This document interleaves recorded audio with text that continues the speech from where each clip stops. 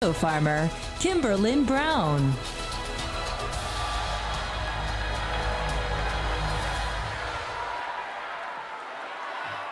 Good evening.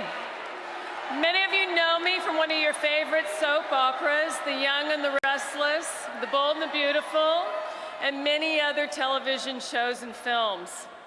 But since we only have one life to live, yes, I did have to throw that in there, I decided to follow other dreams. I'm now an avocado grower for all of you guacamole lovers. Yes, California avocados.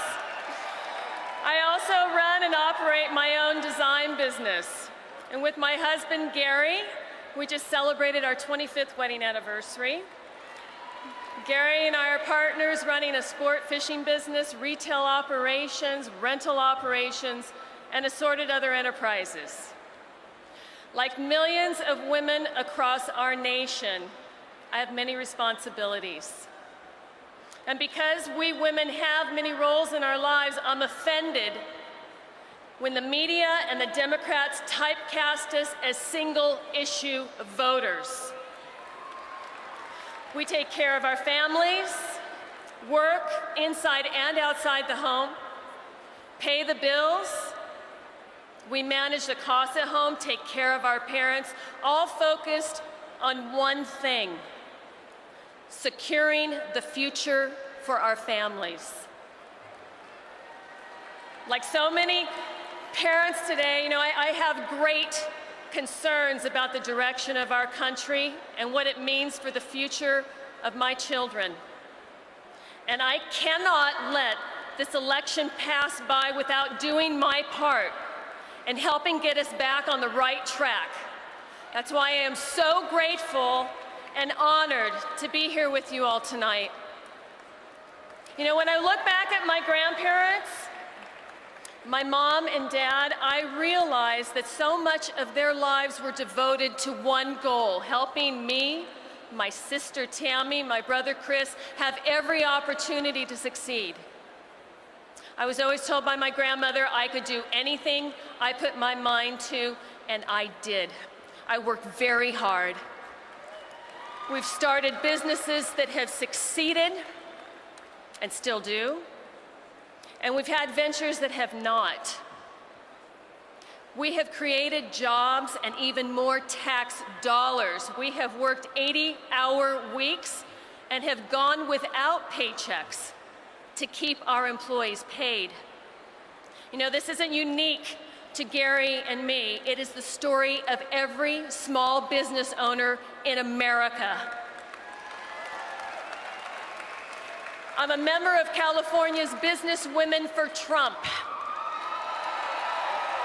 And we are comprised of farmers, doctors, small business owners, attorneys, and women in just about every field, profession, race, and ethnicity.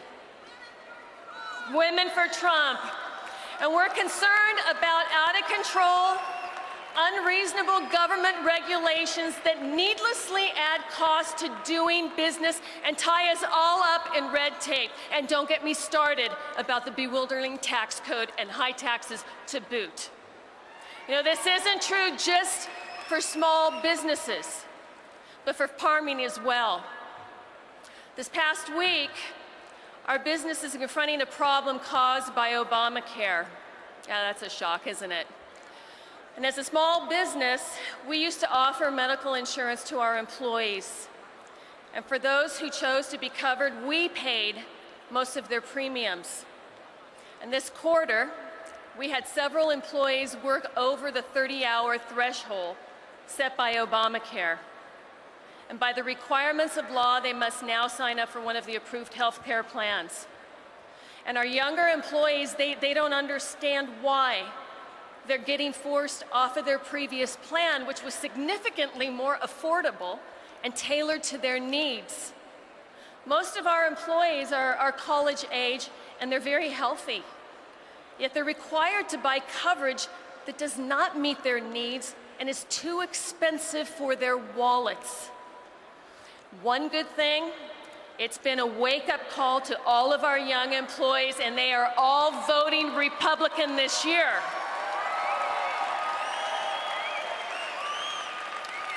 You know, one third of small businesses are owned by women.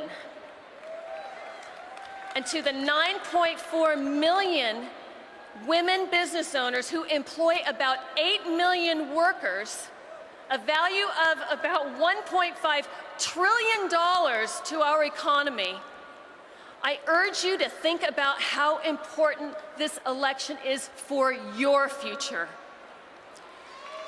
Who do you think better understands your challenges and will stand with you fighting for a better economy and more opportunities? A career Washington insider who only knows how to use your tax dollars for more government jobs? And incidentally, ladies, in both then Senator Clinton's office and the Clinton Foundation, men have been paid better than women. Or a successful businessman who knows how to make a payroll, who understands the special challenges women business owners face, such as gaining access to needed capital, and who has an admirable record of hiring and promoting women in his businesses. You know, for a moment, I'd like to touch on an issue that Donald had spoken about from the beginning of his campaign: trade.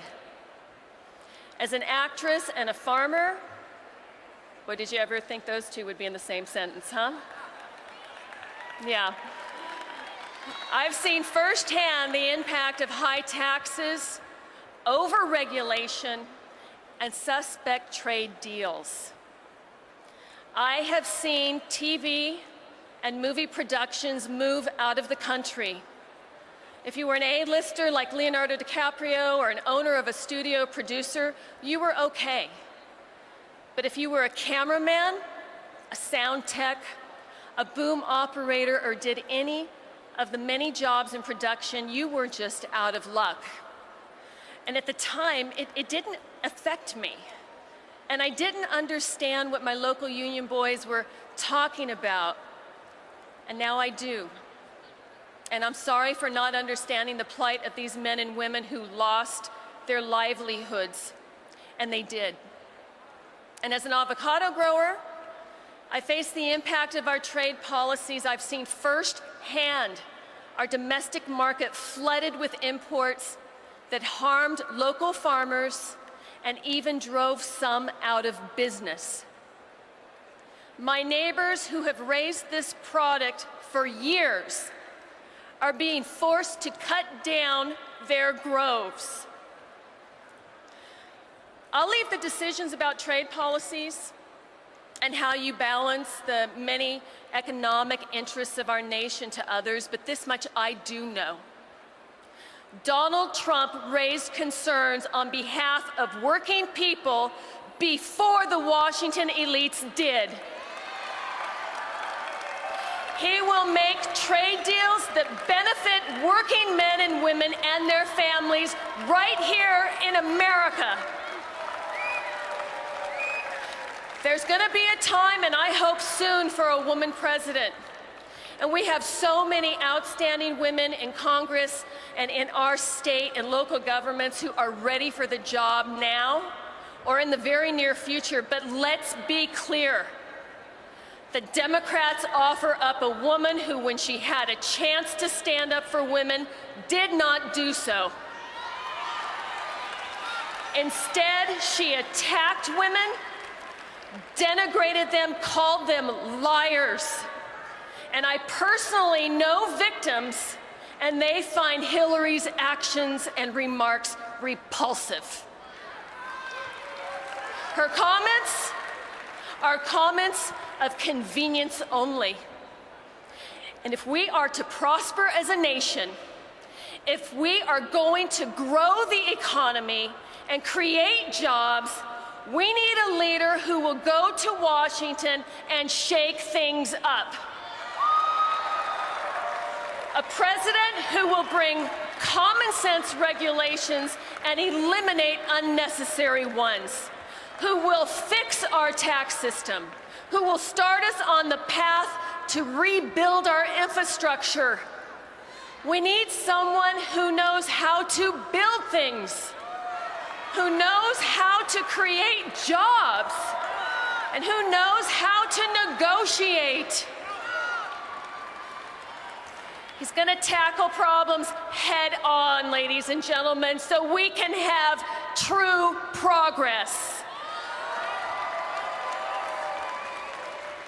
You know, since it was announced that I was speaking to you all tonight, I have been attacked in social media with all kinds of outrageous insults, none of which are even remotely true.